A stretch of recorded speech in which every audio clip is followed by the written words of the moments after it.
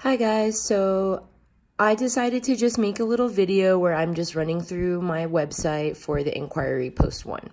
So going off of the first post, just a little bit about myself. My name's Livia Jones. I'm Miss Jones in the classroom, obviously, and I'm going to be a secondary education teacher with the content area English Language Arts. I'm currently placed in an 8th grade ELA classroom at Wilson Middle School. I really like it. I'd never thought that I wanted to teach middle school. I was pretty set on high school, so I'm pleasantly surprised that I am enjoying the middle school setting. My professional goals are to be an inclusive instructor with genuine care and respect and knowledge in the classroom. I want all of my students to feel welcome and know that it's a safe space and are entitled to their education, whether it be any race, any gender, any economic status. I want everyone to feel comfortable and not left out at all. On this page, there's some teaching strategies. Oh, there's my cat. He wants to say hi. Teaching strategies link I've posted right here that has some really good strategies if you guys want me to click on it. So it's all about the lifelong learning strategies. It's basically a company, so it has their mission statement, their research, their objectives, ways they advocate for students. So there's a lot of really great stuff on this website. Moving down here, oh, I guess I'm done with this page. Inquiry post number 2. I've decided to discuss the different strategies that are beneficial to students for reading and writing while being inclusive for all students in all groups in text selections. So based on what I understood from the What Readers Do, I recognize it's important to make connections from text to other texts and connections to the personal life so that students can see the relevance and be able to connect with the text and understand why and the main ideas that are a part of these. So I attached a comprehensive strategy every reader must learn that I thought was really helpful. Has a lot of information here for you guys and for just all educators in general. And then I attached an image about the comprehension process, which is really important. Moving on to the third post. These are all the texts that I thought supplemented my topic, effective reading and writing strategies inclusive for all students to students.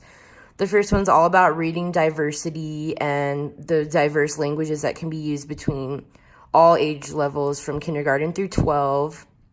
There are a lot of tools for text selection that help teachers narrow down why they're selecting a text and what reasons they're good to read with consideration to these texts. The second one was a book called Teaching Reading in the Content Areas, If Not Me, Then Who? Black Line Matters. It focuses on principles and strategies for reading and writing and interactive elements to help students be focused and whatnot.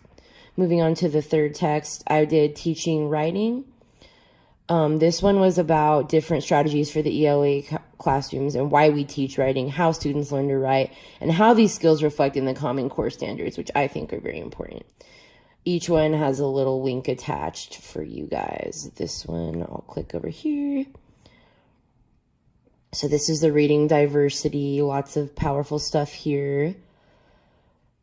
The second text, it's actually just a link to the book on Amazon for if you guys would like to purchase, but it also has a little summary right here. And then moving to the third text, this one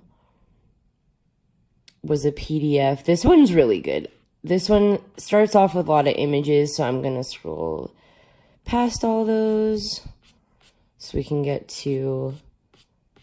Oh, I guess it's just loading really slow. So moving on. Inquiry post number 4. This infographic I think is great. It talks about the importance of writing across all content areas, not just limited to literature or ELA. So this really represents the steps and the roadmap that we take as readers and writers in all content areas beyond literature, including math, science, and social studies. As an ELA teacher, it's arguably the most important because reading and writing is applied to all of the other topics and content areas. So this just is a really good visual. Kind of can't really see what it says, but it's very powerful. It talks about ideas, organization, voice, word choice, sentence, fluency, and conventions in each of these different subjects. And then the final post, inquiry number 5, just some additional resources here. The first one is largely relevant to my instruction because it talks about efficiency in writing through modeling. Modeling is really something we've talked a lot about this semester in all of my classes. Clicking on the link, self-efficiency, self-regulation. It's all about students developing these things on their own, but learning through modeling. The next source is great because it focuses on middle school and high school, which is what I'm going to be teaching.